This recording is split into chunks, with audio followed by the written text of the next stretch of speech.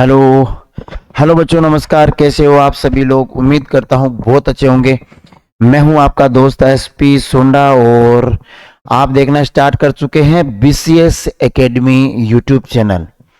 हमारी BCS academy की application भी है जो गूगल प्ले स्टोर पर आप जाके फ्री ऑफ कॉस्ट डाउनलोड कर सकते हो, फ्री में रजिस्ट्रेशन कर सकते हो और थोड़े से पैसों में आपको वीडियो लेक्चर, इंपॉर्टेंट क्वेश्चंस, बहुत सारी चीजें, टेस्ट वगैरह आपको मिलेंगे। तो बिल्कुल आज आपके लिए जो ये वीडियो है वो थोड़ा स्पेशल होने वाला है। स्पेशल इसलिए कि माध्यमिक शिक्षा बोर्ड ने कक्षा 12 केमिस्ट्री का जो मॉडल पेपर लॉन्च किया है, जारी किया है, उसी के हिसाब से अपना पेपर आने आएगा बोर्ड का। तो उसको अपन एक बार देख लेते हैं, ताकि उससे एक फायदा ये और होगा कि हमारा वो जो डर है ना कि पता नहीं पेपर कितना हार्ड आएगा, कैसा आएगा, वो भी निकल जाएगा।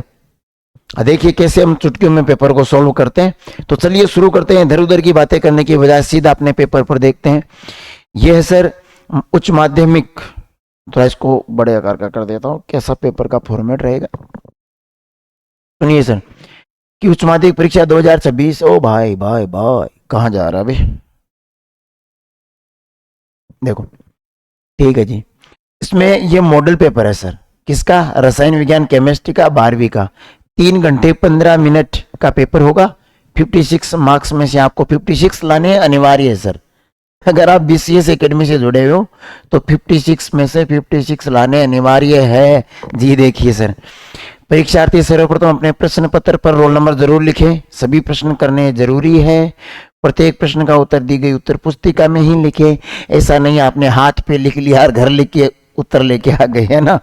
जिन प्रश्नों में आंतरिक खंड है, ये चीज इंपॉर्टेंट है सर, उन सभी उत्तर एक साथ लिखे। तो अब बच्चे लोग क्या करते हैं, जैसे मान लो ये 15वां क्वेश्चन है और इसका पहला भाग है, फिर इसका दूसरा भाग है, फिर इसका तीसरा भाग है। अब तुम लोग क्या करते हो, 15वें का पहला तो एक पेज पे कर देते हो, फिर 16वां सवाल कर लेते हो, 17वां कर लेते हो, फिर अचानक से याद आता है अरे मुझे तो दूसरा भी आता है, तो फिर दोबारा से 15वें का दूसरा कर देते हो। बोर्ड इसे गलत मानता है सर, बहुत बड़ी गलती है ये। फिर एक बार में चेक करेगा, ये गलत मान लिया जाएगा। तो ध्यान रखें, खंड जितने भी है एक जगह करें। उत्तर लिखने से पहले प्रश्न का क्रमांक अवश्य लिखें, नंबर सही लिखें और जरूर लिखें। हिंदी और अंग्रेजी रूपांतरण में अगर कोई मिसअंडरस्टैंडिंग है, कोई गलती है, एरर है, डिफरेंस है, कॉन्फ्लिक्ट है, तो हिंदी भाषा के प्रश्न को ही सही माना जाएगा। अंग्रेजी में क्या लिखा है फर्क नहीं पड़ता, हिंदी में क्या लिखा है वो माना जाएगा। ठीक है जी, आगे देखो सर। चलिए चलिए चलिए सर, चलिए अपना प्रश्न देखते हैं सर। ये देखो सर, देखो जी, ये पेपर है अपना।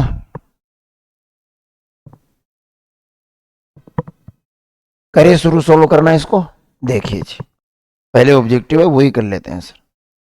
पहला प्रश्न आपकी स्क्रीन पर आधे नंबर के लिए पेश है। पहला प्रश्न आधे नंबर के लिए, देखिए, शुद्ध जल की मोलरता कितनी होती है? Molarity of pure water is, सुनो सर, डायरेक्ट याद करना चाहो तो 55.5 ये होती है। आया कैसे, सुनो। मोलरता क्या होती है? मोलरिटी क्या होती है कि आप ऐसे फॉर्मूला लिखते हो, विलेय के मोल बटा विलियन का आयतन। विलियन का आयतन किसमें होना चाहिए? लीटर में। अब जल की मोलरता का मतलब है यहां पर विलेय भी जल, विलायक भी जल और विलियन भी जल। देखिए सुनो अब कैसे। विलेय के मोल के मतलब है जल के मोल, तो हमें पहले निकालना पड़ेगा जल के मोल। ठीक है, जल के मोल का मतलब है जल का भार बटा जल का अणुभार। अगर हमें वाटर का मोलिकुलर मास और वाटर का मास पता हो ना, तो अपन मोल निकाल सकते हैं। मोल होता है भार बटा अणुभार। अच्छा सर, भार कैसे ज्ञात करें? तो सर जल का जो घनत्व होता है ना, डेंसिटी वो फिक्स होता है 1 ग्राम लीटर इनवर्स, ऐसे लिख देता हूं मैं। घनत्व द्रव्यमान बटा आयतन ये माना जाता है। और अगर मैं ये कहूं कि जल का आयतन अपन ने लिया है 1 लीटर, कितना लिया है 1 लीटर, 1 लीटर में 1000 ml होते हैं सर, 1000 ml।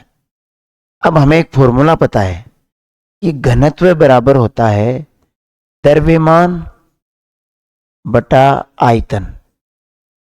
हमें क्या चाहिए, द्रव्यमान यानी भार चाहिए, ये चाहिए सर। तो भार का यानी द्रव्यमान का फॉर्मूला हो जाएगा, जल के द्रव्यमान का फॉर्मूला हो जाएगा घनत्व इंटू आयतन। अब आयतन अपन ने कितना लिया है 1000 ml, 1000 ml गुणा घनत्व कितना है जल का, फिक्स है कितना 1, तो 1 गुणा 1000, तो द्रव्यमान कितना आया, जल का द्रव्यमान आ गया सर, जल का भार आ गया सर कितना 1 इंटू 1000, 1 इंटू 1000 यानी 1000 ग्राम। ये लो सर, ये जल का भार आ गया। और जल का अणुभार कितना होता है जी, जल का भार तो अपन ने कितना लिख दिया सर 1000 ग्राम। अणुभार कितना होता है H2O का, 2H का 2, 1 ऑक्सीजन का 16, तो कितना हो गया जी 18। तो जल का भार 1000 ग्राम, अणुभार 18 ग्राम। ये क्या आ गए अपने पास, जल के मोल। जल यानी विलय के मोल। अब विलय के मोल तो रख देंगे अपन, देखो कितना 1000 बटा 18। और विलीन का आयतन अपन ने कितना माना जी 1 लीटर, लीटर में कितना माना 1, तो अब सोल्व कर लेते हैं 1000 बटा 18, 18 5 90, 10 100, 18 5 90, तो ये आ जाएगा 55.8। तो अगर एबेसेड आता है या खालिस्तान आता है तब तो आप डायरेक्ट याद रख लो, इतना करने की जरूरत ही नहीं है, 55.5 फिक्स है। पर अगर सोल्व करना पड़े तो ये तरीका है, स्क्रीनशॉट ले सकते हो आप और आराम से निकाल सकते हो जी। चलो आगे बढ़ते हैं सर।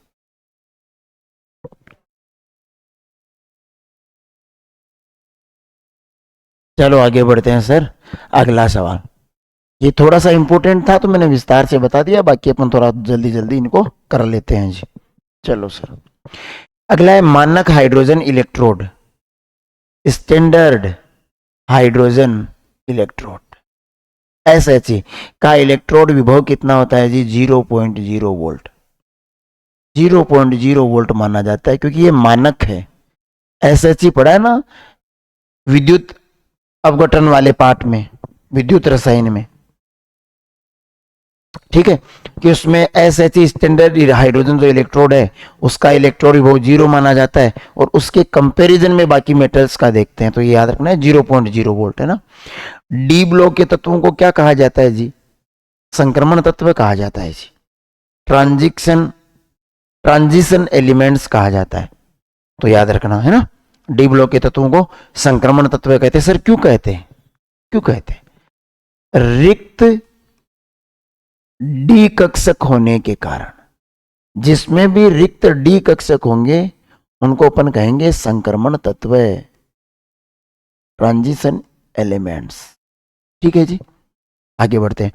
रेडियो एक्टिव विघटन की अभिक्रिया की कोटि क्या होगी, देखो रेडियो एक्टिव विघटन की तो होती है प्रथम कोटि, और रेडियोधर्मी नाभिकीय विखंडन पूछ ले, सॉरी नाभिकीय विखंडन,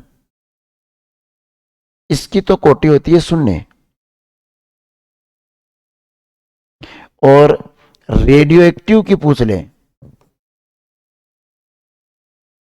वो होती है प्रथम, ठीक है जी। यहां रेडियो एक्टिव विखंडन पूछा है तो किस कोटि का, प्रथम कोटि का। नाभिकीय विखंडन पूछिए तो शून्य कोटि की अभिक्रिया होती है, याद रखना जी। आगे बढ़ो। एक्टिनाइड श्रेणी श्रृंखला का पहला सदस्य कौन है, देखो यहां एक थोड़ा सा कंफ्यूजन है। कंफ्यूजन क्या है, लेंथेनाइड और एक्टिनाइड अपन कैसे कहते हैं, लेंथेनम के बाद आने वाले तत्व तो कहलाते हैं लेंथेनाइड, और एक्टिनम के बाद आने वाले कहलाते हैं एक्टिनाइड। अब जो आवर्त सारणी के नीचे 2 पंक्तियां होती है जिसमें 14 तत्व लिखे होते हैं, ये वाले कहलाते हैं, हालांकि है तो दोनों एफ ब्लॉक के तत्व है, एफ ब्लॉक तत्व है, एफ ब्लॉक एलिमेंट्स, पर इनको कहते हैं लेंथेनाइड, इनको कहते हैं एक्टिनाइड। तो लेंथेनम के बाद आने वाले लेंथेनाइड, तो उनका प्रतिनिधित्व कौन कर रहा है? लेंथेनाइड श्रेणी का लेंथेनम। और एक्टिनम के बाद आने वाले तत्व क्या कहलाते हैं? एक्टिनाइड। तो एक्टिनम उनका पहला सदस्य हो, श्रेणी का प्रतिनिधित्व एक्टिनम कर रहा है सर, सुनना, एक्टिनम कर रहा है सर, प्रतिनिधित्व है। पर थोड़ा ध्यान देना है, अगर ये पूछा जाए कि एफ श्रेणी में इलेक्ट्रॉन कहां से आना शुरू होते हैं? 4f, 5f, यानी एफ में इलेक्ट्रॉन कहां से आना स्टार्ट हो रहे हैं? 5f श्रेणी का प्रतिनिधित्व कौन करता है? तब थोरियम आएगा, क्योंकि एक्टिनम के बाद का पहला तत्व ही कौन होता है? थोरियम। तो इसमें अपने को एक्टिनम ही करना है। एक्टिनाइड श्रेणी का प्रतिनिधित्व एक्टिनियम करते हैं और लेंथेनाइड का लेंथेनम करता है। ठीक है जी, आगे बढ़ते हैं। सबसे ज्यादा ऑक्सीडेशन स्टेट्स कौन दर्शाता है? मैग्नीज, Mn +7 तक जाता है सर। ये डीएफ ब्लॉक में 3D सीरीज का एलिमेंट है मैग्नीज, और मैग्नीज +7 तक दर्शाता है। तो सबसे ज्यादा कौन दर्शाता है? Mn। इसमें कंफ्यूजन नहीं होना चाहिए सर। एक देर का ये जो संकुल है, संकुल देर का है सर, Pt NH3 का whole thrice Cl2 Br, Cl2 Br और Cl।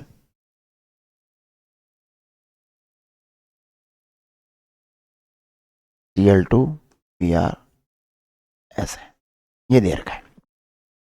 और पूछा है जलीय विलयन में हेलाइड आयनों की संख्या कितनी है? बहुत अच्छा सवाल है सर ये, वोंटोप गुणांक में भी पूछ लेता है। बच्चे क्या जल्दबाजी कर रहे हैं? इसमें पूछा हेलाइड आयन, तो तुम क्या करते हो? हेलोजन गिनते हो कि सर 2 हेलोजन तो ये रहे भाई, फ्लोरीन, क्लोरीन, ब्रोमीन, आयोडीन, ये सब हेलोजन ही तो है। तो तुम कहोगे सर 2 हेलोजन ये रहे, 1 हेलोजन ये रहा 3 और 1 ये रहा 4। सर इसमें तो 4 है, ये सही है। पूछा क्या? ध्यान दो, हेलाइड आयन, और ये उप सहसंयोजक यौगिक है, इसका ये समन्वय मंडल है, कोऑर्डिनेशन स्पेयर, ये आयन मंडल है। और हमें पता है कि जो संकुल यौगिक होते हैं, जो उप सहसंयोजक यौगिक होते हैं, वो पूर्णतः आयनों में विभक्त नहीं होते।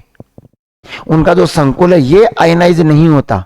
तो इसको अगर जल में डाला जाएगा तो केवल ये बाहर वाला Cl है ना, वो बनाएगा Cl-, इनके आयन नहीं बनेंगे।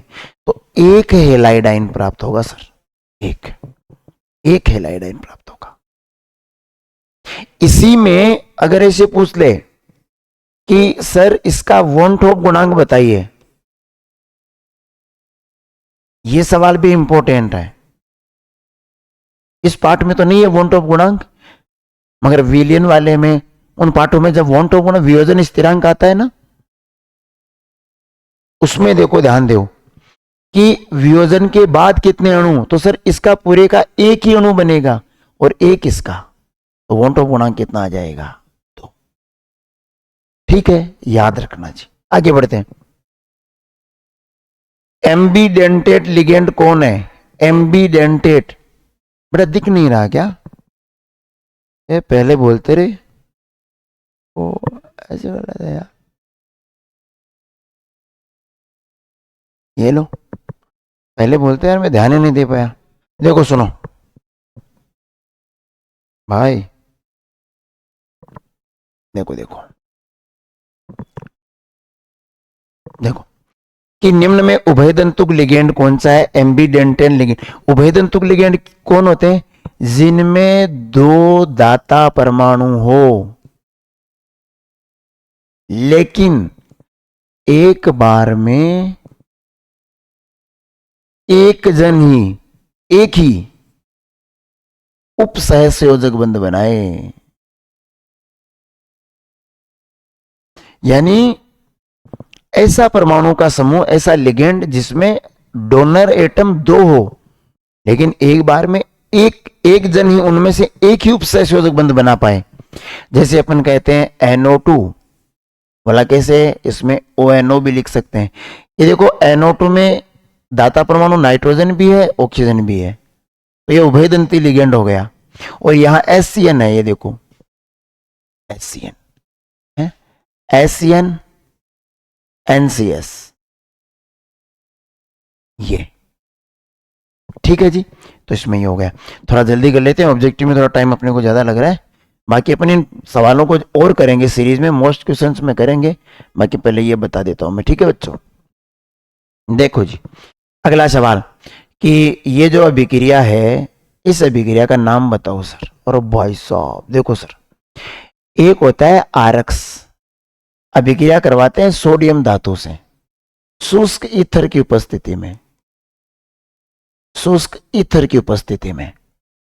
तब क्या होता है सर, अपने को दो एल्किल हैलाइड लेने होते हैं, ऐसे आरक्स, एक और ले लिया आरक्स, Na भी कितने लिए, दो, ये Na और ये Na। अब होगा क्या, यहां से दो तो प्राप्त हो जाएंगे NaX, और ये RR आपस में जुड़ जाएंगे, तो हमें प्राप्त हो जाएगा एल्केन। इसको तो बोलते हैं वुड्ज अभिक्रिया। क्या बोलते हैं जी, वुड्ज अभिक्रिया। एल्किल हैलाइड सोडियम धातु से क्रिया कर रहा है शुष्क ईथर की उपस्थिति में, तो वुड्ज अभिक्रिया। और अगर एरिल हैलाइड, ये लो सर, मैं Br या क्लोरोबेंजीन या ब्रोमोबेंजीन, यहां क्या दे रखा है, क्लोरो, तो ठीक है। ये देखो, दो अणु लेंगे, दो Na से क्रिया करवा देंगे शुष्क ईथर की उपस्थिति में, ये लो, तो ये NaCl, ये NaCl, तो दो तो प्राप्त हो जाएंगे NaCl, ये रहे, दो तो प्राप्त हो जाएंगे NaCl। और ये बेंजीन बेंजीन वाला आपस में जुड़ जाएगी सर, बेंजीन बेंजीन वाला आपस में बन जाएगी, ये लो, डाइफेनिल बनेगा, डाइफेनिल, डाइफेनिल। ये कौन सी अभिक्रिया है, फिटिंग अभिक्रिया, फिटिंग अभिक्रिया। और अगर एक एल्किल हैलाइड हो और एक एरिल हैलाइड हो और वो Na से क्रिया करे शुष्क ईथर की उपस्थिति में, तब कहलाती है वुड्ज फिटिंग अभिक्रिया। तीन रिएक्शन बता दी देखो। अब यहां पर ये NaX, ये NaX, R डायरेक्ट बेंजीन वाला से जुड़ जाएगा ऐसे, इसको बोलते हैं वुड्स फिटिंग अभिक्रिया। तो ये कौन है, यहां दोनों ही एरिल हैलाइड है, तो फिर ये हो गई फिटिंग अभिक्रिया। दोनों एल्किल हैलाइड होते तो वुड्स अभिक्रिया, एक एल्किल एल एक एरिल होता तो वुड्स फिटिल क्राफ्ट तो अलग होती है। ठीक है जी, आगे बढ़ते। फिनोल की जेडन डस्ट से अभिक्रिया, क्या प्रोडक्ट बनेगा, देखो सर। अरे ऑर्गेनिक बहुत सरल है सर, सच में बहुत इजी है, हवा बना रखा है तुम लोगों ने यार, फैक्ट होते हैं इसके, रटने वाली चीज थोड़ी है। देखो ये है सर फिनोल, फिनोल जेडन डस्ट से अभिक्रिया कराओ सर, ये ऑक्सीजन इस जेडन के साथ जेडनो के रूप में निकल जाएगा, ये H यहां फिट हो जाएगा, तो सर बेंजीन बन जाएगी। क्या बन जाएगी, बेंजीन। तो क्या प्रोडक्ट बन रहा है इसमें, बेंजीन, ये लो जी, बेंजीन बन जाए। आगे बढ़ते हैं सर, आगे बढ़ते हैं सर, आगे बढ़ते हैं सर। ठीक है जी, तो थोड़ा बड़ा कर लेते हैं पर इस तरह से, ओ भाई ठीक है, दिख रहा है ना बेटा, देख पा रहे हो ना, ठीक है। सुनो, ये थोड़ा सा हम इस प्रिंटर में इसको सही लिख देता हूं। ये लिख रहा है CH2 double bond CH single bond CH, ये CH3 यहां है, यानी ये यहां है, और OH, क्योंकि इस कार्बन की संयोजकता देखो 1 2 3 4। ठीक है, इसके बारे में पूछ रहा है एल्कोहल समूह की प्रकृति कैसी है। प्रकृति means nature, means primary alcohol है, सेकेंडरी एल्कोहल है या टर्सरी एल्कोहल है, प्राथमिक एल्कोहल है, द्वितीयक एल्कोहल है या तृतीयक एल्कोहल है। क्या होते हैं कि यदि OH ऐसे कार्बन से जुड़ा है जो अकेला हो, जैसे CH3OH, या मैं एक एग्जांपल लिख देता हूं ऐसे, या मैं एक, क्या पूछा है भाई, हाँ एल्कोहल ही है, ऐसे और या मैं लिख देता हूं सर ऐसे। OH जिस कार्बन से जुड़ा हुआ है अकेला 1 डिग्री, OH जिस कार्बन से जुड़ा हुआ है एक कार्बन से, ये भी 1 डिग्री। OH जिस कार्बन से जुड़ा हुआ है वो 2 कार्बन से जुड़ा हुआ है तो 2 डिग्री, और OH जिस कार्बन से जुड़ा हुआ है वो 3 कार्बन से जुड़ा हुआ है तो 3 डिग्री यानी तृतीयक। तो यहां देखो OH जिस कार्बन से जुड़ा हुआ है वो डायरेक्ट 2 कार्बन से जुड़ा हुआ है तो ये 2 डिग्री एल्कोहल है, द्वितीयक एल्कोहल है सर, ये 2 डिग्री एल्कोहल। ठीक है, आगे बढ़ते हैं। सेकेंडरी एल्कोहल बोलते हैं। फिनोल का आईयूपीएसी नाम हाइड्रोक्सी बेंजीन। फिनोल सर ये रहा फिनोल, हाइड्रोक्सी समूह बेंजीन, तो क्या नाम होता है? Hydroxy benzene, hydroxy benzene. ठीक है जी, इसमें तो क्या ही बताऊं। ठीक है, कार्बोनिल समूह के कार्बन की संकरण अवस्था बताओ। ये सर कार्बोनिल समूह, इस कार्बन की संकरण बताना है। संकरण ज्ञात करने का तरीका, सिग्मा बंध की संख्या प्लस लोन पेयर की संख्या, जो टोटल आता है उतने कक्षक कौन से संकरण में बनते हैं वही हो जाएगा। मैं समझाता हूं। जैसे पहले तो ये समझो, सूत्र तो ये होता है सिग्मा बंध प्लस लोन पेयर, इनका टोटल कितना आता है। जैसे मैं एक एग्जांपल देता हूं, जैसे मैंने लिखा ये मेथेन, तो मैं कहूं कार्बन के पास सिग्मा बंध कितने हैं? बोला 1 2 3 और 4, 4 तो सिग्मा बंध। लोन पेयर है नहीं क्योंकि 6 नंबर पे आता है, 2 4 इलेक्ट्रॉनिक विन्यास है, अंतिम कोश में 4 है, चारों बॉन्ड बना रखे, लोन पेयर है ही नहीं तो 0। टोटल कितना? 4। बोला 4 कक्षक कौन से में बनते हैं? sp3 में। 3 p और 1 s, कितने कक्षक बनाते हैं? 4, तो संकरण कौन सा? sp3। अब यहां देखो थोड़ा सा, एक चीज और याद रखना, कहां लिखे? यहां लिख देता हूं। सिंगल बॉन्ड में 1 सिग्मा होता है, डबल बॉन्ड में 1 सिग्मा और 1 पाई होता है, और ट्रिपल बॉन्ड में 1 सिग्मा व 2 पाई बॉन्ड होते हैं। हमें सिग्मा चाहिए, तो चाहे सिंगल बॉन्ड है, चाहे डबल बॉन्ड है, चाहे ट्रिपल बॉन्ड है, 1 सिग्मा गिना जाता है। ठीक है सर, तो यहां इस कार्बन का संकरण देखना है ना, तो पहले इसके सिग्मा बॉन्ड देखते हैं, 1 2 और 1 इसमें से मान लें 3। लोन पेयर है नहीं, 0। 3 कक्षक कौन से संकरण में बनते हैं? sp2 में। 1 s और 2 p कक्षक मिलकर 3 नए बनाते हैं, sp2 संकरण। तो सर यहां संकरण हो गया sp2 संकरण। अगला है कीटोन की क्लीमेंसन अभिक्रिया। ओ भाई देखो, क्लीमेंसन अपचयन आ गया, मैं समझाता हूं, सुनो सुनो बेटा सुनो। टाइम जरूर लग रहा है पर अपन तरीके से करेंगे, आराम से करेंगे, भागदौड़ नहीं करने का, धक्का मुक्की नहीं, सबका नंबर आएगा सर, सब सवाल का नंबर आ जाएगा सर, सब सवालों का नंबर आ जाएगा। फिर अपन विस्तार से सीरीज भी तो स्टार्ट कर रहे हैं मोस्ट क्वेश्चंस की, पहले ये बोर्ड की फितरत तो समझ ले। देखो, कीटोन का क्लीमेंसन अपचयन से क्या प्राप्त होता है? Ketone sir ketone, ketone sir ketone, ये वाले कीटोन सर, ये वाले कीटोन, ये सर कीटोन, इसका अपचयन करें सर, क्लीमेंसन अपचयन। सर वो ZnHG वाला याद है क्या सर? ZnHG वाला, इसमें क्या होगा सर? 2H2 क्रिया करेंगे, अपचयन है तो हाइड्रोजन जुड़ेगा, 2H2 का मतलब है सर 4 हाइड्रोजन। सर ये बॉन्ड पूरी तरह से ब्रेक हो जाएगा, डबल बॉन्ड ब्रेक हो रहा है, 2 संयोजकता इसकी कम पड़ेगी, 2 इसकी कम पड़ेगी, तो 2H इसको दे दो, 2H इसको दे दो, तो ये तो बन गया जल, और ये बन गया CH3 CH2 CH3 CH3 CH2 CH3। अरे सर ये तो प्रोपेन है। अरे तो भाई यही तो पूछ रहा है, प्रोपेन क्या होता है सर? एल्केन होता है। तो कीटोन की क्लीमेंसन अभिक्रिया द्वारा क्या प्राप्त होते हैं जी? एल्केन। चलिए सर, चलिए आगे बढ़ते हैं सर। अच्छा एक सवाल बच गया इधर, ये कर लेते हैं। ये तो कर लिया ना, कीटोन की क्लीमेंसन अभिक्रिया द्वारा क्या बनेंगे? एल्केन।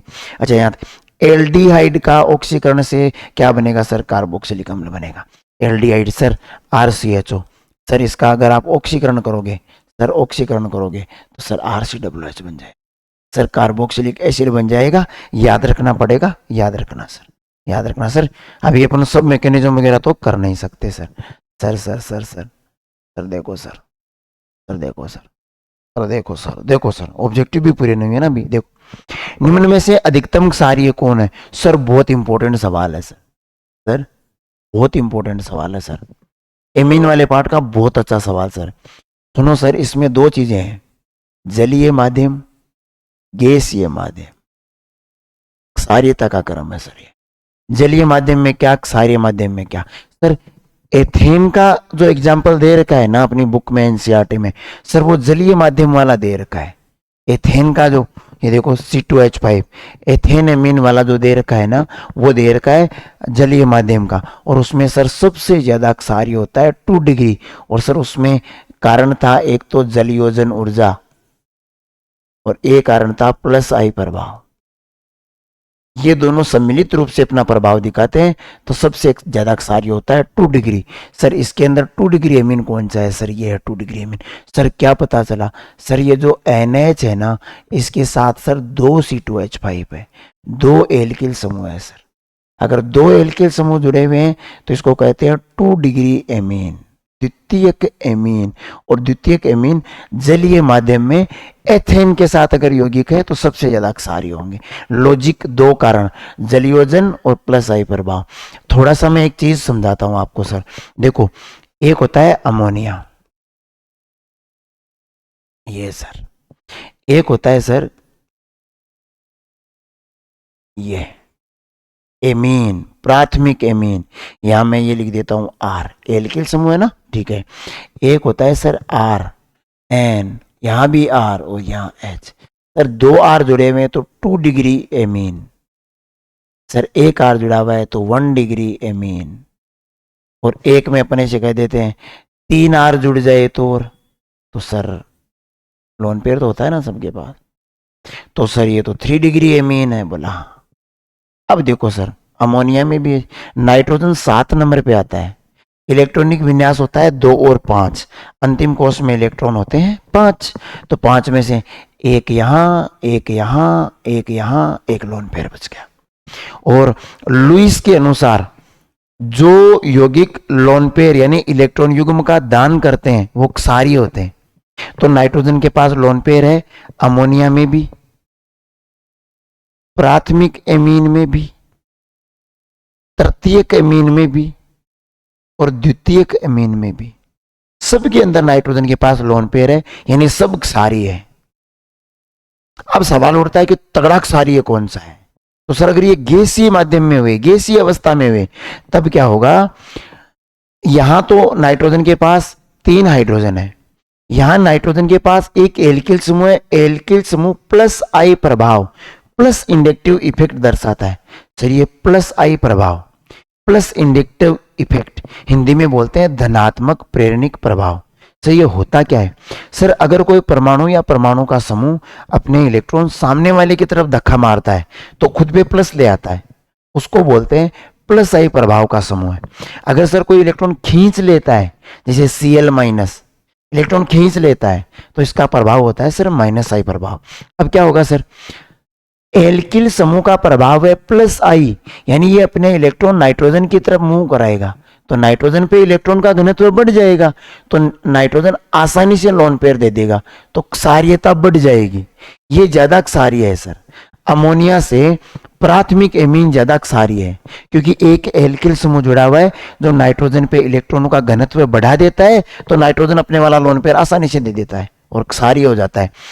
फिर सर जब 2 डिग्री की तरफ बढ़े, सर यहां तो 2 एल्किल समूह है, सर इसका भी +I प्रभाव, इसका भी +I प्रभाव, दोनों ने इलेक्ट्रॉनों का घनत्व बहुत ज्यादा बढ़ा दिया, तो ये और जल्दी से इलेक्ट्रॉन दे देगा और तगड़ा क्षारीय है। और सर 3 डिग्री में तो 3 एल्किल समूह जुड़े हुए हैं सर, 3 +I प्रभाव वाले समूह जुड़े हुए हैं, तो ये सबसे तगड़ा क्षारीय होगा।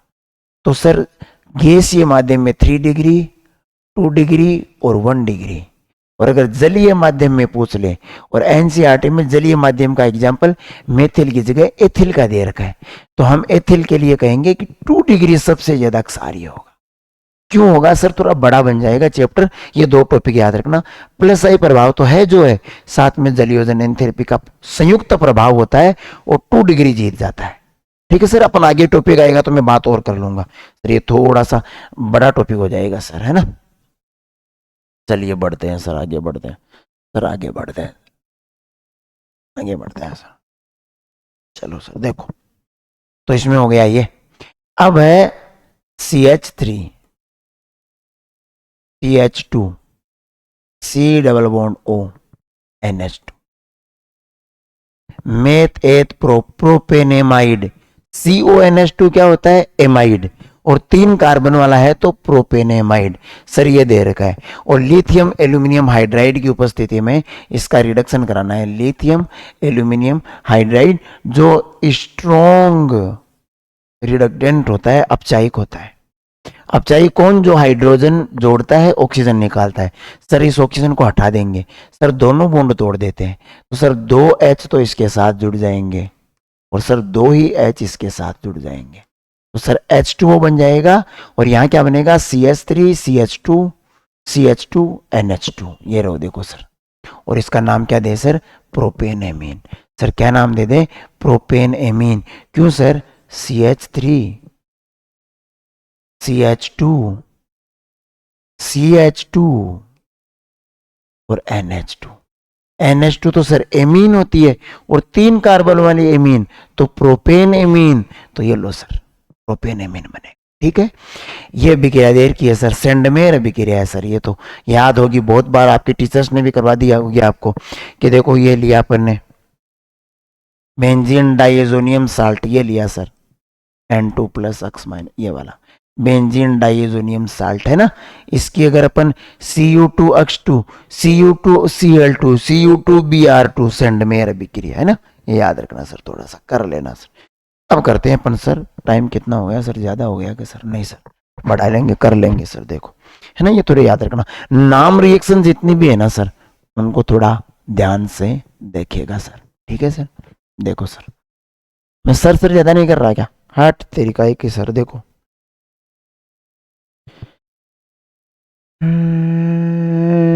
अच्छा, रिक्त स्थान की पूर्ति करते हैं जी, कर देंगे सर, पूर्तियां सारी कर देंगे सर। देखो सर, तो ऑब्जेक्टिव सर अपन ने कर लिया। कौन से पार्ट से ऑब्जेक्टिव आएंगे वो मैंने पिछले वीडियो में सिलेबस में बताया था, ब्लूप्रिंट समझाया था। अभी मॉडल पेपर में भी आपको समझ में आ गया होगा किस पार्ट से किस टाइप के सवाल आते हैं। बहुत ईजी पेपर आएगा, पक्का बहुत ईजी पेपर आएगा सर, है ना। हाँ देखो, मोलरिटी का मात्रक क्या होगा? अरे सर मोलरिटी, मोलरता ये तो होती है विलय के मोल बटा विलियन का आयतन। हाँ सर, यही होती है सर। आयतन किस में सर? लीटर में। अरे विलय के मोल तो मोल है और ये आयतन है, तो मोल की जगह तो लिख दिया मोल, बटा को ऐसे प्रति, और ये लीटर। क्या मात्रक हो गया जी?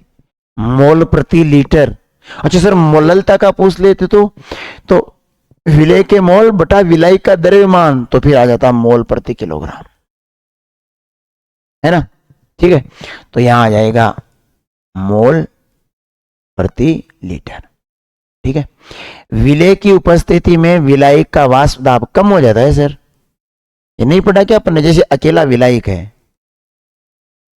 अकेला विलायक है, गर्म करोगे वाष्प बनेगी। पूरा विलायक की वाष्पशील है तो खूब सारी वाष्प बनेगी, तो खूब सारा वाष्प दाब लगेगा। और जैसे ही आपने विलय मिला दिया, विलय तो अवाष्पशील है, उसकी वाष्प बनेगी नहीं, तो वाष्प दाब में कमी आ जाएगी सर। वाष्प दाब में क्या आ जाती है? कमी। हाँ सर, आगे बढ़ते हैं सर।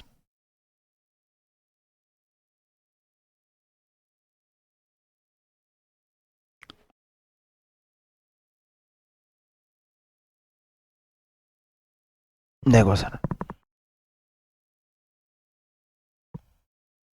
सर सुनो, अगला है जो विद्युत सेल विद्युत ऊर्जा को रासायनिक ऊर्जा में, सेल सर 2 प्रकार के हैं, विद्युत ऊर्जा, रासायनिक ऊर्जा। एक वो जो रासायनिक ऊर्जा को विद्युत ऊर्जा में बदलते हैं, विद्युत ऊर्जा में बदलते हैं। अच्छा, विद्युत ऊर्जा को रासायनिक ऊर्जा में बदलने वाले कहलाते हैं विद्युत अपघटनी सेल, और ये कहलाते हैं विद्युत रासायनिक सेल, रासायनिक इलेक्ट्रोकेमिकल सेल। तो क्या पूछा है यहां? विद्युत ऊर्जा को रासायनिक ऊर्जा में, ये पूछा है। विद्युत अपघटनी सेल होंगे, इलेक्ट्रोलाइट सेल होंगे सर ये। ठीक है, चालकत्व का मात्रक, चालकत्व, अरे ये क्या भाई, यहां कंडक्टिविटी दे रखा है, यहां चालकत्व दे रखा है। क्या वे क्या करते हो? सुनो, गलत है बेटा, सुनो। चालकत्व है और चालकता में दोनों ही बता देता हूं, आप देख लेना, है ना।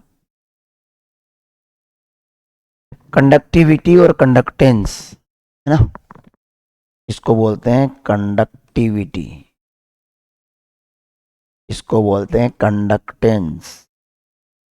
थोड़ा ध्यान रखना इनका, इन्होंने अलग अलग कर दिया, हिंदी में लिख दिया चालकत्व, अंग्रेजी लिख दी चालकता की, है ना। थोड़ा ध्यान रखना क्या होता है, मैं समझाता हूँ। चालकत्व तो होता है प्रतिरोध का व्युत्क्रम। चालकत्व क्या होता है? प्रतिरोध का व्युत्क्रम, उल्टा। अब प्रतिरोध का मात्रा क्या होता है सर? ओम। अब ओम है, नीचे है तो ऊपर की तरफ ले जाएंगे तो हो जाएगा ओम इनवर्स, और ओम इनवर्स बोलते हैं साइमन, सीमेंस, एस, ये हो गया। महो भी बोल सकते हैं इसको, महो, ठीक है। अगर चालकता है, अगर अंग्रेजी के हिसाब से कंडक्टिविटी यानी ये चालकता है, तब ये चालकता होती है जिसे अपन कापा बोलते हैं, ये होती है 1/रो। रो क्या होता है? प्रतिरोधकता, और प्रतिरोधकता का मात्रक होता है ओम मीटर। एक तो ये हो गया 1/ओम मीटर। अब ओम के ऊपर भी घात एक, मीटर के भी घात एक, तो अपन इसे लिख सकते हैं ओम इनवर्स मीटर इनवर्स, एक तो ये लिख सकते हैं। हमें पता है ओम इनवर्स को महो लिखते हैं, MHO। देखो ओम तो होता है OHM, और ये होता है ना ओम इनवर्स, इसको MHO भी लिखा जाता है ऐसे। तो अपन ओम इनवर्स के लिख दे महो, और मीटर इनवर्स, ये भी चलेगा। महो को, ओम इनवर्स को सीमेंस भी बोलते हैं, तो ये भी चलेगा। तो यहां मैं लिख देता हूं सीमेंस, मीटर इनवर्स, ये लो, है ना। तीनों में से कोई से भी लिखो, सही चलेगा। अब यहां पर आप चालकत्व मानोगे तब तो हो जाएगा ओम इनवर्स, और महो और सीमेंस।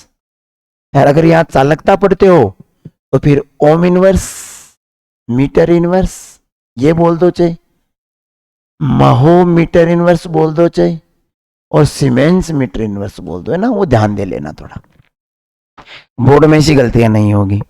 ताप बढ़ाने से उष्माक्षेपी अभिक्रियाओं का वेग, अच्छा उष्माक्षेपी अभिक्रिया कौन सी होती है? सुनो सर, मैं लॉजिक के साथ बता देता हूं सर, सुनो, आराम से पढ़ेंगे यार, 2 भाग में कर लेंगे, क्या फर्क पड़ता है। देखो, एक होती है उष्माक्षेपी और एक होती है उष्माशोषी। उष्माक्षेपी अभिक्रियाएं वो जिनमें अभिकारक से उत्पाद बनता है और उत्पाद के साथ साथ उष्मा बाहर निकलती है, और उष्माशोषी में अभिकारक उष्मा ग्रहण करता है फिर उत्पाद में बदलता है। अब मुझे ये बताओ, अगर उष्माशोषी अभिक्रिया का ताप बढ़ाया तब तो हम हेल्प कर रहे हैं उसकी, भाई जो अभिकारक है उसको उष्मा चाहिए उत्पाद बनने के लिए, और हम गर्म कर रहे हैं तो हम हेल्प कर रहे हैं। तो उष्माशोषी अभिक्रियाओं का अगर आप ताप बढ़ाओगे तो आप हेल्प कर रहे हो, तो उनका वेग भी बढ़ जाएगा। उष्माक्षेपीय अभिक्रियाओं में हमें ताप देने की जरूरत नहीं है, उल्टा वो अभिक्रियाओं में प्रोडक्ट बनेगा, प्रोडक्ट के साथ साथ उष्मा बाहर निकलेगी। वो तो खुद अपनी उष्मा बाहर की तरफ त्याग रहा है, हम सामने से उष्मा दे रहे हैं तो वेग घटा देंगे, उसके खिलाफ जा रहे हैं ना तो वेग घटेगा सर, ना ये याद रखना थोड़ा, वेग घट जाएगा, वेग में कमी आती है, घटता है, डिक्रीज होता है।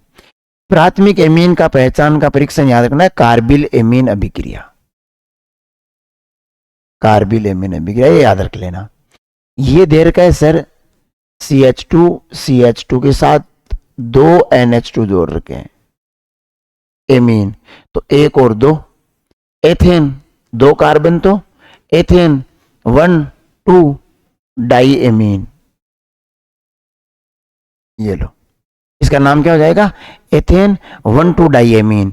Ethane 2 carbon, 2 carbon eth, single bond N, ethane 1 number और 2 नंबर पर 2 एमीन है, तो एथेन 1,2 डाई एमीन, ठीक है जी। एनिलीन का पीकेबी मेथिल समीन नहीं एमीन की तुलना में कम ज्यादा। अब सुनो, इसको सुनो, चलो बताता हूं, टाइम लगने तो थोड़ा समझाता हूं, ये चीजें काम की चीज है सर। देखो सर, देखो सर, एनिलीन, ये है सर एनिलीन, इसको बोलते हैं एनिलीन, ठीक है। और कंपैरिजन किया है methyl amine, sir methyl amine, यहां भी नाइट्रोजन के पास लोन पेयर, यहां भी नाइट्रोजन के पास लोन पेयर। अब ये कह रहा है दोनों क्षारीय है क्या? हाँ सर, क्षारीय हो सकते हैं, क्योंकि दोनों में NH2 समूह है और NH2 के पास में लोन पेयर मौजूद है। लुइस कहते हैं कि सर जो लोन पेयर देगा वो बेस होगा, क्षार होगा। तो दोनों के पास, नाइट्रोजन के पास लोन पेयर है। अब कौन देगा लोन पेयर? तो देखो चेक करते हैं कौन आसानी से देगा। यहां क्या होगा, एनिलीन में ये लोन पेयर यहां मूव करेगा और ये यहां मूव करेगा, तो सर अनुनाद हो जाएगा, अनुनाद। और अनुनाद से स्थायित्व बढ़ता है, तो एनिलीन क्या करेगा, अपना स्थायित्व ही बढ़ा लेगा, क्या करके, अनुनाद। और अनुनाद होगा तो फिर ये लोन पेयर किसी को दे नहीं पाएगा, उपलब्धि नहीं होगा।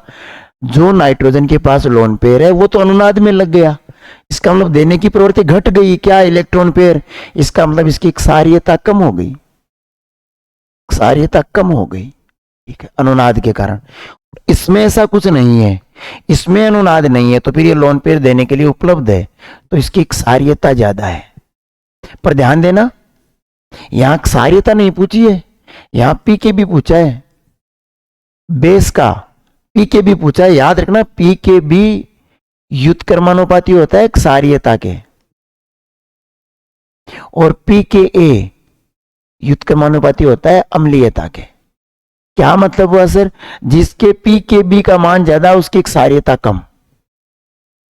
यहां क्या पूछा कि एनिलीन का पी के बी, तो हम कह रहे हैं सर एनिलीन तो कम क्षारीय है, अगर क्षारीय कम है तो पी के बी का मान ज्यादा है, तो हम कहेंगे एनिलीन के पी के बी का मान मेथिलेमीन की तुलना में ज्यादा होता है, अधिक होता है। मैं ठीक है। एक डाइसेकेराइड बायोमोलिक्यूल से पूछा है, तो लैक्टोज होता है, सुक्रोज डाइसेकेराइड है, तो कोई भी डाइसेकेराइड एक लिख सकते हैं, कोई सा भी। ग्लूकोज का अणुसूत्र भाई साहब C6H12 है O6, C6H12 है O6, C6H12 है O6। चलिए आगे बढ़ते हैं। देखो सर, देखो देखो, आगे बढ़ते हैं, आगे बढ़ते हैं सर।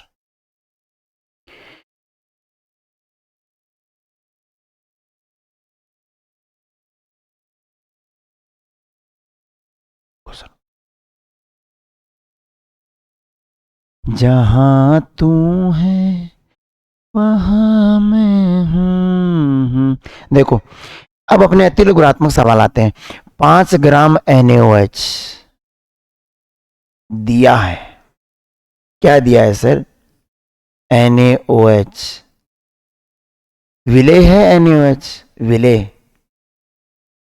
का द्रव्यमान कितना दे रखा है जी? 5 ग्राम। 500 ml जल में घोला गया है, जल का आयतन दे रखा है सर 500 ml। विलियन की मोलरता ज्ञात कीजिए। भाई मोलरता कितनी बार पूछेगा वे? विलय के मोल बटा विलयन का आयतन।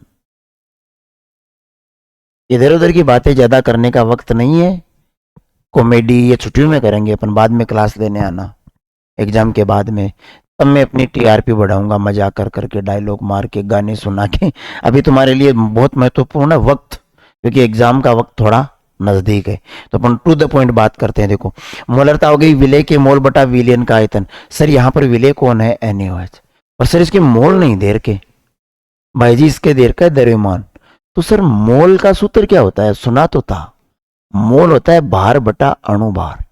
हाँ सर ये बात पक्की है, आयतन लीटर में होना चाहिए। सर ये बात ठीक है, भार दे रखा है सर, द्रव्यमान दे रखा है, विलय का भार दे रखा है 5 ग्राम। हाँ सर। अच्छा सर, अणुभार कितना होता है सर? NaOH का अणुभार कितना सर? सोडियम का 23, ऑक्सीजन का 16, हाइड्रोजन का 1। 23 1 24 और 36 और 1 40। सर ये 40 हो गए जी सर, 5/40।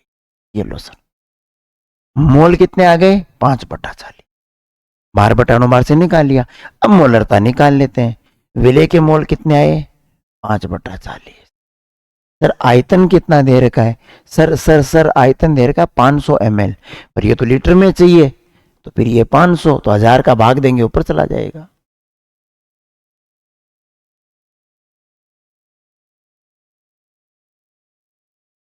सर 2/8 आ रहे हैं सर, 1/4 आ रहे हैं सर, ये मोलरिटी आ रही है।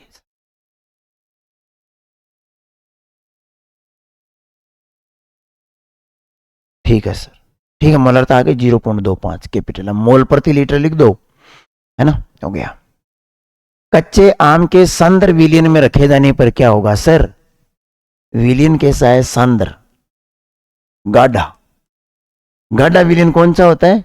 जिसमें विलय कम, सॉरी विलय ज्यादा हो, पानी की मात्रा कम, और उसमें अगर अपन ने केरी, आम, कच्चा आम ऐसा कुछ रखा, सांद्र है, तो पानी जाएगा अपनी ज्यादा मात्रा से कम मात्रा की ओर, तो अंदर ज्यादा बाहर कम, क्योंकि सांद्र है, तो बहिर्परासरण होगा सर, बहिर्परासरण। और पानी बाहर तो वो पिचक जाएगा, कच्चा आम पिचक जाएगा सर। प्रतिलोम परासरण क्या है? पहले तो बताओ परासरण क्या है यार? ओस्मोसिस क्या होता है? परासरण क्या होता है कि अर्धपारगम्य झिल्ली है, इसको बोलते हैं सेमी मेम्ब्रेन, अर्धपारगम्य झिल्ली, अर्ध पारगम्य झिल्ली। क्या होती है अर्धपारगम्य झिल्ली? वो मेम्ब्रेन, वो झिल्ली जिसमें से आधे पदार्थ, आधे का मतलब है क्वांटिटी के मतलब से आधे नहीं, केवल विलायक यानी जल, ऐसे याद रखो। अर्धपारगम्य झिल्ली जिसमें से केवल जल के अणु आर पार जा सकते हैं, विलय के नहीं जाएंगे, विलायक के जाएंगे, केवल जल के, और अपनी कम मात्रा से ज्यादा मात्रा की ओर। तो सर ध्यान दो, अर्धपारगम्य झिल्ली है, उसमें अधिक मात्रा से कम मात्रा की ओर अगर जल जा रहा है तो हम कहते हैं सर क्या हो रहा है? परासरण।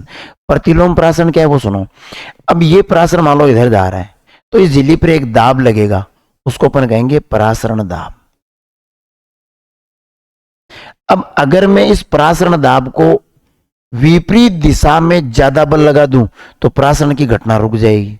भाई हो क्या रहा है? देखो, इधर से इधर जल जा रहा है, अगर मैं इधर सामने से कोई बल लगाता हूं, विपरीत साइड से बल लगाता हूं, जिससे ये परासरण रुक जाए, यानी परासरण दाब से ज्यादा दाब लगाऊंगा, तो हम उस घटना को कहेंगे प्रतिलोम।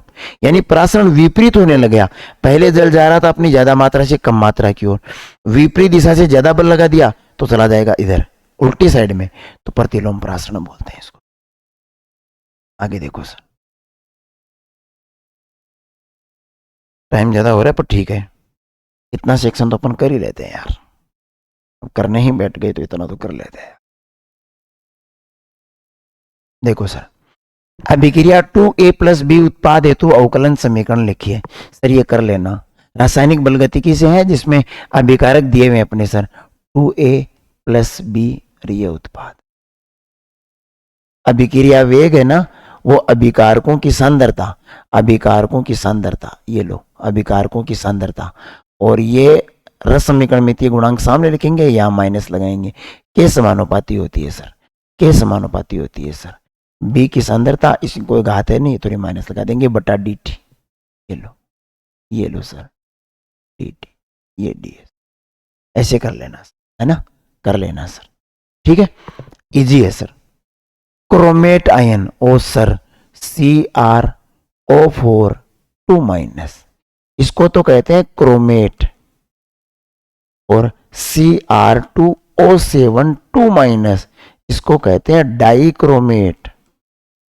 इसने पूछा है क्रोमेट आयन का, तो एक क्रोमियम 4 ऑक्सीजन,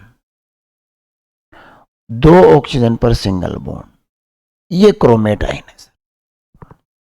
एक Cr से 4 ऑक्सीजन जुड़े हैं, 2 डबल बॉन्ड है, 2 सिंगल बॉन्ड है, जहां सिंगल बॉन्ड है उन दोनों पे माइनस है, -1 -1 कितना हो गया? 2 माइनस।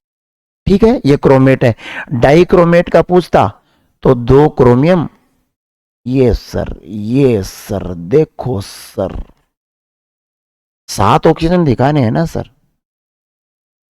ये लो सर, देखो सर, 1 2 3 4 5 6 7, माइनस माइनस, यहां भी 2 माइनस, तो ये डाइक्रोमेट है, ये क्रोमेट है। ठीक है सर। एक किसी परा यूरेनियम तत्व का नाम और प्रतीक लिखो। यार परा यूरेनियम तत्व किसे कहते हैं? यूरेनियम के बाद आने वाले एलिमेंट्स परा यूरेनियम तत्व कहलाते हैं। और इससे जस्ट अगला लिख लो नेपच्यूनियम, एनपी जिसे बोलते हैं, है ना, एनपी प्रतीक है, नाम है नेपच्यूनियम। ये डी ब्लॉक वाले याद करने वाली चीजें। उभयदंती लिगेंड ऑब्जेक्टिव में बताया था ना, एम्बिडेंटेंट, कि जिनमें दाता परमाणु तो 2 होते हैं मगर एक बार में केवल एक ही परमाणु इलेक्ट्रॉन पेयर डोनेट करता है। जैसे अपन ने कहा था NCS, SCN, NO2, ONO, ये वाले है ना, बाइडेंट उभयदंतुक लिगेंड है। दो परमाणु है इनमें दाता, पर एक बार में एक ही उपसहसंयोजक बंध बनाता है। वुड्स अभिक्रिया का समीकरण लिखिए। सर करवाई थी मैंने, फिटिंग तो एग्जाम्पल में आई थी। वुड्स अभिक्रिया में हमने लिखा था 2 एल्किल एलाइड 2 Na के साथ शुष्क ईथर की उपस्थिति में क्या बनाएगा जी? RR एल्केन बनाएगा और 2 बना लेगा NaX। ये पढ़ा था सर मैंने, विस्तार से बता चुका हूं इसी वीडियो में स्टार्ट में, इसीलिए तो टॉपिक क्लियर करना कहते हैं। एक सवाल में टॉपिक क्लियर किए, कितने सवाल क्लियर हुए? आगे बढ़ते हैं। देखो एल्किल एमीन अमोनिया से ये भी करवा दिया सर, अगर थोड़ा भी ध्यान दिया है ना, मैंने करवा दिया सर। पता है एनिलीन का कंपैरिजन करा था क्षारीयता का, तब बताया था, फिर बता देता हूं सर। सुनो सर, किस किस की कंपैरिजन करा रहा है क्षारीयता की? एल्किल एमीन और अमोनिया की। सर एल्किल एमीन ये है सर, अमोनिया सर ये है। दोनों एक क्षारीय है क्योंकि दोनों के पास देने के लिए लोन पेयर है। इलेक्ट्रॉन पेयर डोनेट करता है वो क्षारीय होता है लुईस के अनुसार। अब दोनों के पास है सर एक एक है, तो दोनों बराबर ना। देखो R एल्किल समूह है, इसका प्रभाव होता है प्लस आई प्रभाव, धनात्मक प्रेरणिक प्रभाव प्लस इंडक्टिव इफेक्ट। एल्किल अपने इलेक्ट्रॉन सामने वाले की तरफ धक्का मारता है, तो नाइट्रोजन पर इलेक्ट्रॉनों का घनत्व बढ़ जाएगा, डेंसिटी बढ़ जाएगी, तो नाइट्रोजन आसानी से लोन पेयर दे देगा। देने को तो ये भी दे देगा, पर यहां कोई भी एल्किल समूह नहीं है, तो ज्यादा क्षारीयता इसकी है, एल्किल एमीन की। और कारण है प्लस आई प्रभाव वाला, अधिक क्षारीय। समझा देंगे कि एल्किल एमीन में एक एल्किल समूह जुड़ा हुआ है नाइट्रोजन से, जिसका प्लस आई प्रभाव होता है, और धनात्मक प्रेरणिक प्रभाव के कारण नाइट्रोजन पर इलेक्ट्रॉन घनत्व बढ़ जाता है, जिससे वो आसानी से इलेक्ट्रॉन पेयर देता है, ज्यादा क्षारीय है। ठीक है। एमीन में उपस्थित नाइट्रोजन के लिए कक्षकों के संकरण का प्रकार एमीन एमीन एमीन एमीन, ये लो RnH2। संकरण नाइट्रोजन वाला बताऊं क्या? सिग्मा बंध 1 2 3, 3 सिग्मा बंध 1 लोन पेयर। 4 कक्षक किसमें बनते हैं जी? sp3 संकरण, है ना। ठीक है बेटा, ठीक है बेटा, बड़ा प्रश्न नहीं है तो अपन कर लेते हैं इनको। यार एक काम करते हैं, एक वीडियो और बनाएंगे सर, एक वीडियो और बनाएंगे बाकी के पेपर का। तो इस तरह से आपको आज हमने multiple choice questions, fill in the blanks और शॉर्ट टाइप आंसर्स क्वेश्चन कर लिए, है ना। अतिलघुरात्मक, विकल्पात्मक, ऑब्जेक्टिव और खालिस्तान कर लिए। मुझे एक चीज बताओ, अगर ढंग से पढ़ाई की है, अगर ये भी ढंग से देखा है, सब समझ में आ रहा है ना? समझ में आ रहा है बेटा? बहुत सरल है केमिस्ट्री, मेहनत तो करनी पड़ेगी ना, मेहनत का कोई विकल्प नहीं होता। सर नोट्स बता दो सर, मोस्ट बता दो सर, ये किताब बता दो सर, एनसीईआरटी पढ़ो सर, एक ही ग्रंथ है एनसीईआरटी, पढ़ दो सर लाइन टू लाइन, बहुत कम वक्त है सर, लग जाओ 2 महीने दिन रात एक करने में। कैसे सफलता नहीं मिलेगी? हम मिलके मेहनत करेंगे, हम रास्ता दिखाएंगे, आप मेहनत करना, फल पक्का मिलेगा सर। अभी चिंता नहीं करनी उस फल की, मिलेगा पक्का। अपने माता पिता को मोटिवेशन बनाइए, अपने टीचर्स की रेस्पेक्ट कीजिए और लग जाइए सर पढ़ाई में। दुनिया में सबसे बड़ा मोटिवेशन बाहर नहीं है, आपके घर में यार। आपको करना क्या है? करना क्या है? ठंडी तो है, सर्दियां है ना, आराम से कमरा बंद कीजिए, कंबल ओढ़िए, बैठ के पढ़ाई कीजिए। जब तुम पढ़ रहे हो ना बेटा, तब तुम्हारे अम्मा और अब्बू यानी मम्मी और पापा यानी माँ और पिता कहीं मजदूरी कर रहे हैं, कहीं खेत में काम कर रहे हैं इन सर्दियों में, कोई गाड़ी ड्राइव कर रहे हैं, ड्राइवर की पोस्ट पे है, कोई बॉर्डर पे है, कोई कहीं जॉब कर रहे हैं, कोई विदेश में है आपके पिता। अम्मा उनकी चिंता किए जा रही है, परिवार की चिंता किए जा रही है। करना क्या है यार, पढ़ाई बहुत आसान है बेटा, जिम्मेदारियों के सामने पढ़ाई बहुत आसान है। थोड़ी सी जिम्मेदारी, बाहर मोटिवेशन की बजाय घर में अपने माता पिता के स्ट्रगल को देखिए, अपने परिवार के स्ट्रगल को देखिए, अपने आप हिम्मत आएगी। समझदार हो, छोटे बच्चे नहीं हो, 12वीं कक्षा में पढ़ते हो, तो जिम्मेदारियां लेना सीखो। और जिम्मेदारी का एक खेल है, लेने वाले पे लागू होती है सर, सब पे लागू नहीं होती। एक शराब पी के रास्ते में गिरा हुआ व्यक्ति है ना सर, कोई बहस नहीं करता उससे, गाड़ी साइड से ले जाते हैं, वो कोई कुछ नहीं कहता सर। जिम्मेदारी ले ही नहीं रहा, कौन देगा? इसलिए आपसे निवेदन है, पढ़ाई कीजिए, बाकी हम देख लेंगे, मिल के कर लेंगे सर। बिल्कुल अगले पार्ट में हम आगे वाले सवाल करेंगे। तब तक पढ़ते रहिए। नमस्कार, जय हिंद, जय भारत।